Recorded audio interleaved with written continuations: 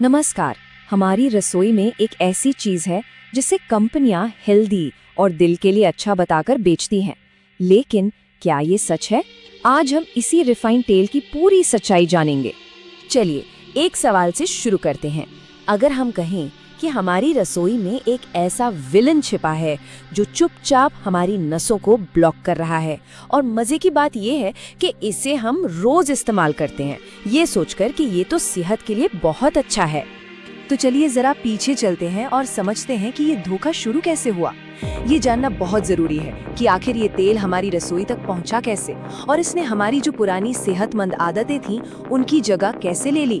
सोचिए, आज से सिर्फ 50 साल पहले हमारे देश में कोई रिफाइंड तेल के बारे में जानता तक नहीं था। लोग अपनी आंखों के सामने कोल्हू या घानी से निकला हुआ गाढ़ा खुशबूदार तेल खाते थे, और आज हर घर में पानी की तरह साफ बिना किसी महक वाला रिफाइंड तेल इस्तेमाल हो रहा है। आखिर इतना बड़ा बदलाव आया कैसे?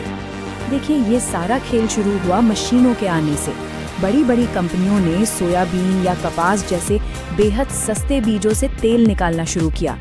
अब इन बीजों से तेल निकालना आसान तो था नहीं, तो हेक्सेन जैसे खतरनाक केमिकल्स का इस्तेमाल हुआ, और फिर तेल को एकदम साफ और बिना गंध का बनाने के लिए उसे बहुत ही ज्यादा तापमान पर उबाला गया। जरा इस नंबर को देखिए, 200 डिग्री सेल्सियस। जब तेल को इतने ज्यादा तापमान पर उबाला जाता है तो उसके अंदर के सारे जरूरी पोषक तत्व, मतलब उसकी जो जान होती है, वो पूरी तरह खत्म हो जाती है, और जो बचता है वो बस एक मरा हुआ बेजान लिक्विड होता है। इसी को हम और आप रिफाइंड तेल कहते हैं। तो जब इस मरे हुए तेल में खाना पकाया जाता है तो ये हमारे शरीर के अंदर जाकर क्या करता है? असल में ये हमारे शरीर पर 3 बड़े और घातक हमले करता है, जिन्हें समझना बेहद जरूरी है। रिफाइंड तेल में वो कुदरती ताकत ही नहीं होती कि वो खून के साथ शरीर में आराम से बह सके। नतीजा, ये हमारी धमनियों यानी खून की नसों की दीवारों पर चिपकने लगता है। इसी चिपचिपे पदार्थ को डॉक्टर बैड कोलेस्ट्रॉल कहते हैं, जो धीरे धीरे ब्लॉकेज बनाता चला जाता है। तो इसके 3 मुख्य हमले क्या हैं? पहला, ये नसों में ब्लॉकेज बनाता है, जो हार्ट अटैक का सबसे बड़ा कारण है। दूसरा, इसे बनाने में जो केमिकल्स इस्तेमाल होते हैं वो शरीर में सूजन बढ़ाते हैं, जिससे जोड़ों में दर्द जैसी परेशानियां शुरू हो जाती हैं।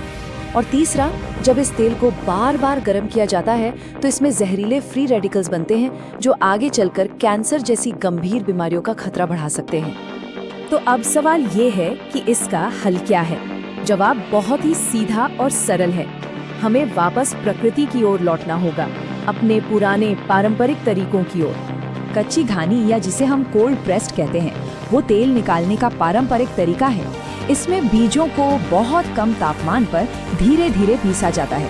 इससे तेल के सारे जरूरी पोषक तत्व, उसका असली स्वाद और उसकी महक, सब कुछ वैसा का वैसा ही रहता है। ये एक जिंदा तेल है। तो कौन सा तेल इस्तेमाल करना चाहिए? इसका सबसे आसान नियम है कि जिस इलाके में रहते हैं वहाँ का पारंपरिक तेल चुनें। जैसे अगर आप उत्तर भारत में हैं तो सरसों का तेल सबसे अच्छा है, दक्षिण भारत के लिए नारियल का तेल, और पश्चिम भारत के लिए मूंगफली का तेल सबसे बेहतरीन है। ये तेल सदियों से हमारी संस्कृति और सेहत का हिस्सा रहे हैं। और हाँ, असली शुद्ध तेल को पहचानना कोई मुश्किल काम नहीं है। बस एक आसान सा नियम याद रखिए, तेल जितना ज्यादा गाढ़ा और खुशबूदार होगा वो उतना ही शुद्ध और सेहतमंद होगा। पानी जैसा साफ दिखने वाला तेल कभी भी शुद्ध नहीं हो सकता। आखिर में बात बस इतनी सी है कि हमारी सेहत हमारे अपने हाथों में है।